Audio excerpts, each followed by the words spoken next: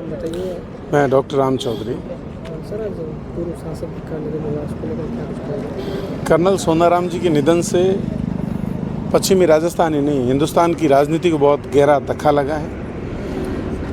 विशेष रूप से कहना चाहूँगा, पश्चिमी राजस्थान में जब राजनीति का र किसी को पता नहीं था, तब आप भारतीय सेना से वीआरएस लेके जन सेवा में आए।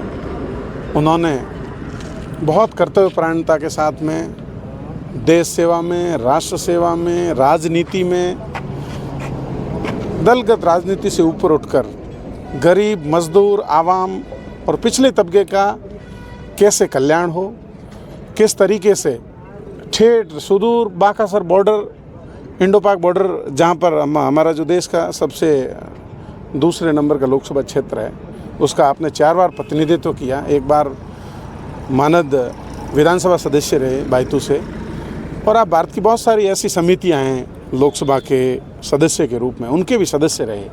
परमाणु परीक्षण उनके लोकसभा काल के दौरान रहा। ऐसे बहुत सारे हजारों संस्मरण हैं। सोशल मीडिया के माध्यम से अपन देखें तो उनकी क्षतिपूर्ति शब्दों में बयां नहीं की जा सकती, और वास्तव में लीजेंड थे, और लीजेंड्स आर नेवर डाई। आज पूरे क्षेत्र के अंदर शोक की लहर है। पार्थिव देह जो है उनका वहाँ अंतिम संस्कार किया जाएगा। पूरे क्षेत्र में नहीं, पश्चिमी राजस्थान में, और हिंदुस्तान के वो किसान नेता थे। कर्नल सोनाराम का नाम बड़े अदब से लिया जाएगा। ये अलग हजारों किस्से रहे होंगे, बाकी क्षेत्र में शोक की लहर है। कल रात से ही जब पहली बार तो खुशखबरी जैसा माहौल था, उनके खुद के सोशल मीडिया हैंडल पर उन्होंने स्वस्थ होने की खबर दी, लेकिन उसके बाद में कार्डियक अरेस्ट था। उनका निधन मध्य रात्रि को हो गया। आज सुबह विशेष विमान से 12 बजे पालम एयरपोर्ट से अपने उत्तरलाई एयरबेस पे आएगा। राजकीय सम्मान के साथ में उनका अंतिम संस्कार किया जाएगा। पार्थिव देह दर्शनार्थ मोहनगढ़ हाउस, बाड़मेर, उत्तरलाई रोड पर रखी गई है। उसके बाद में आगे का कार्यक्रम तय होगा। सोनाराम चौधरी पूरे मारवाड़ के ही नहीं, पूरे देश के किसानों के बहुत बड़े नेता थे।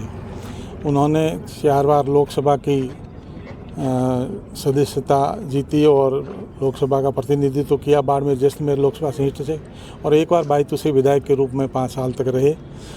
उससे पहले भी उन्होंने सेना के अंदर बहुत ही बहादुरी से और कर्तव्यनिष्ठा से काम किया, जिसकी वजह से उनको विशेष सेवा मेडल से भी अलंकृत किया गया था। 71 के वार के अंदर उन्होंने अद्वितीय सेवाएं सेना को दी थी, जिसकी वजह से उनको भारत सरकार ने अवार्ड दिया था। उसके बाद में 1994 के अंदर उन्होंने वीआरएस लेकर के और किसानों की सेवा के लिए, इस क्षेत्र के पिछड़े हुए क्षेत्र की सेवा के लिए राजनीति में आने का फैसला किया, और यहाँ उस दिन से लेकर के 94 से लेकर के आज दिन तक राजनीति के अंदर सक्रिय रह कर के किसानों की आवाज़ बने, मजदूरों की आवाज़ बने, गरीब की आवाज़ बने, और बाड़मेर, जैसलमेर और मारवाड़ के विकास के अंदर उन्होंने कोई कोर कसर नहीं छोड़ी। एक दबंग नेता थे, ईमानदार थे, कर्तव्यनिष्ठ थे और देशभक्त नेता।